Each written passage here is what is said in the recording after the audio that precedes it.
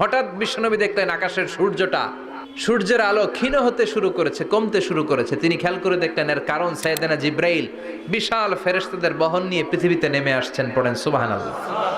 এসে বললেন, ইয়া রাসূলুল্লাহ, আমি 1,40,000 ফেরেশতা নিয়ে নেমে এসেছি। আপনি কি জানেন না, ঠিক একটু আগে মদিনাতে আপনার এক প্রিয় সাহাবা, তার নাম হচ্ছে মুআবিয়া ইবনে মুআবিয়া আল মুজানি, একটু আগে শেষ নিঃশ্বাস ত্যাগ করেছে।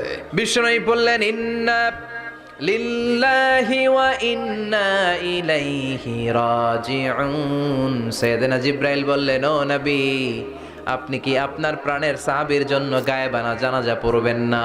বিশ্বনবী বললেন, অবশ্যই পড়ব। সাহাবীদের মধ্যে ঘোষণা দিলেন, ও সাহাবারা, তোমাদের ভাই মুআবিয়া ইবনে মুআবিয়া আল মুজানি কিছুক্ষণ আগে মদিনাতে ইন্তেকাল করেছে। সবাই